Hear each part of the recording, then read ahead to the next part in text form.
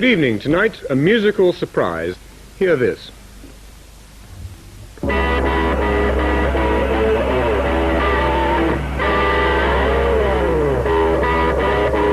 It's cool, it's groovy, it's number one, the Led Zeppelin.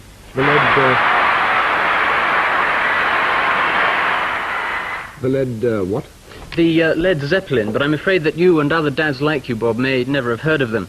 But this British group has made musical history today. Readers of the Melody Maker have voted them the top world group.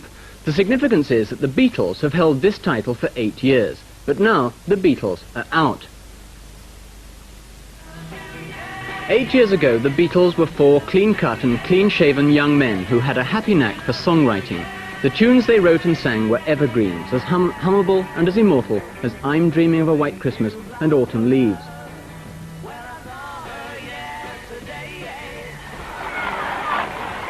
But a new generation was growing up, a generation to whom Bing Crosby and the Ink Spots meant nothing, a generation that demanded a new kind of music, music like the music of the Led Zeppelin. I think that the last year has seen a bit of a revolution in popular music and the death of the personality cult. Led Zeppelin have taken over where the Beatles left off because people are now interested in young musicians rather than in, say, what Paul McCartney had for breakfast. People have turned inwards and they're looking to the young musicians scene. Led Zeppelin are good musicians and people are voting for them rather than for an image as they used to years ago. El rock tenía una función bastante clara en esta época: divertir, amenizar e incitar al baile. Sin embargo, el género demostró que podría convertirse en algo más que un producto de consumo. I think it's changing. That's the main thing, you see. I think that's why the awards have changed, because the kids are changing for a start. And so is the music changing. And I think, well, there's already a single out of Whole Lot of Love, an orchestra playing it, which is quite interesting, really. The flute plays what the lead vocal would do. So you're saying that your fans don't necessarily want to whistle the tunes, to hum the tune. But they're much more sophisticated than, my generation. I think so. Not in that sense.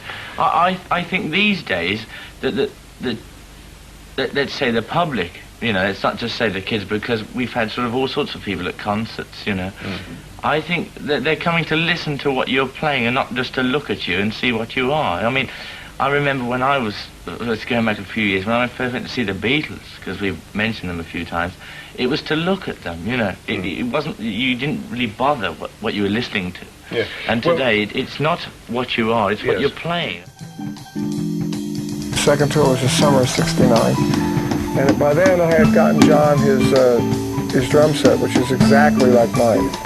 It was a 226 bass drums with a big tom in the middle, 2 floors, and a big snare drum with a gong.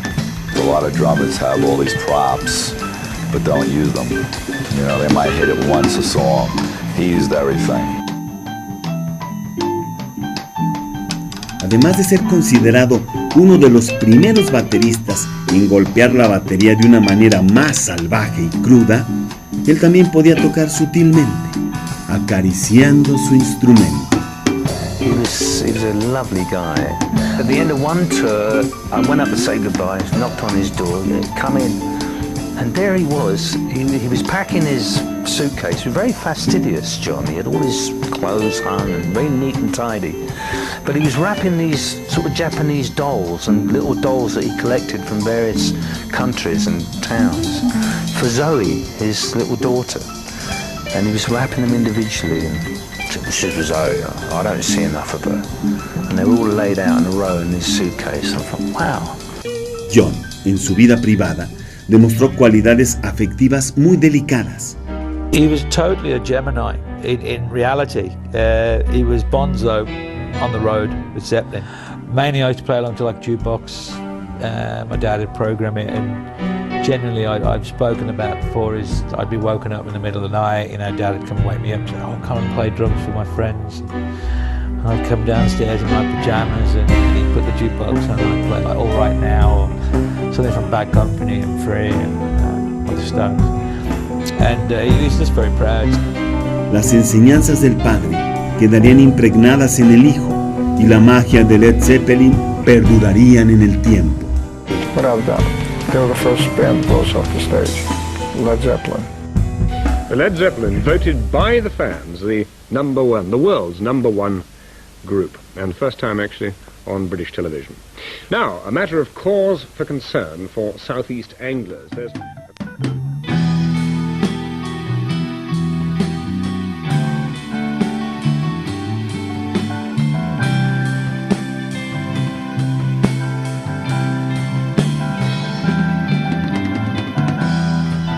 Pero algún día terminaría el vuelo del Zeppelin.